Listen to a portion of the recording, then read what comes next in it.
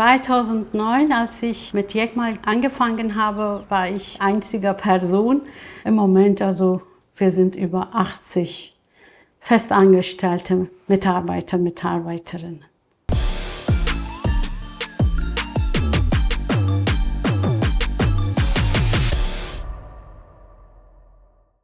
Seit 30 Jahren haben wir für vorwiegend kurdischsprachige Eltern und Familien Angebote und Aktivitäten.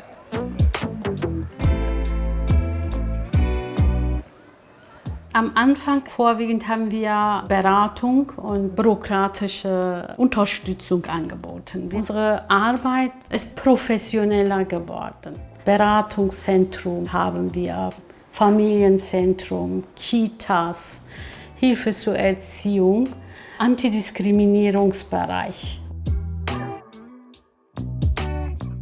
Ein großer Erfolg von Jekmal sehe ich, dass Jekmal 2014 erste bilinguale Kita eröffnet hat. Das ist deutschlandweit, europaweit die einzige Einrichtung, die die kurdische Sprache in dieser Form anbietet, dass wir täglich mit den Kindern von Guten Morgen bis zum Tschüss auf Kurdisch alles anbieten.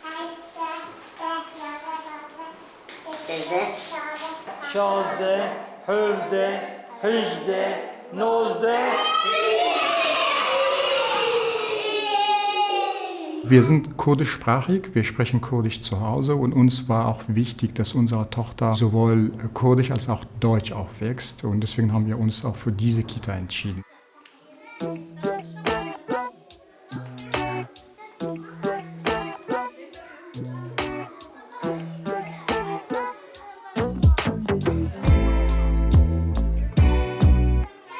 Was für die Eltern die Kita ganz besonders macht, ist, dass sie in ihrer Muttersprache hier alles erledigen können. Mit der Muttersprache meine ich jetzt nicht nur Kurdisch, weil wir sehr sensibilisiert sind auf Sprache überhaupt, wie wichtig das ist, dass Eltern in ihrer Sprache begleitet werden.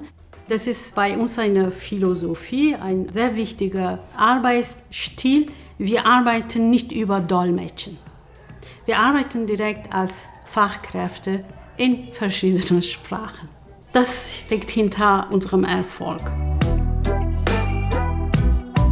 Egal in welche kurdische Sprache. Ne? Also es kann Kurmanji sein, es kann Sorani sein, aber kurdische Sprache. Jede Muttersprache auf der Welt ist wichtig, weil sie einfach mit Emotionen, mit Charakteren, mit Geschichte, auch mit Identität zu tun hat.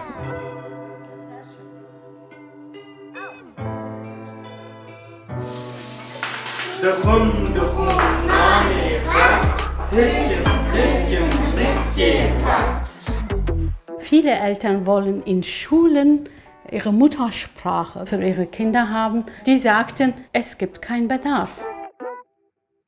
Sie haben so wirklich eine diskriminierende Haltung gezeigt, haben sofort Nein gesagt, wir wollen nicht. Bei uns gibt es insbesondere Schwierigkeiten für kurdischsprachige Personal.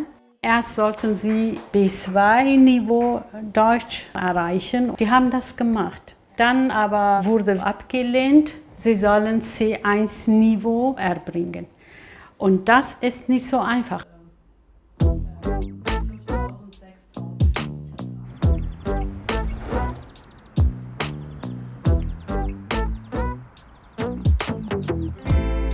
Wir sind sehr vernetzt und sehr aktiv berlinweit mit Jugendämtern und in verschiedenen Gremien. Ich bin selber Mitglied von Jugendhilfeausschuss. Ich bin auch Mitglied von Neukölln Integrationsbeirat. Verantwortung übernehmen, mitdenken, mitgestalten, Kommunalebene und auch Landesebene. Das ist uns auch sehr, sehr wichtig und das hat uns auch viel gebracht.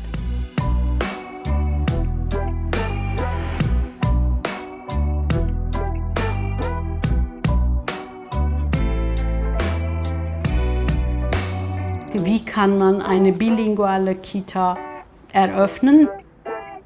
Es gibt viele Schwierigkeiten. Tausende Unterlagen musst du vorbereiten, dahin schicken. Sie sollen sich gut informieren lassen, aber nicht so einfach aufgeben.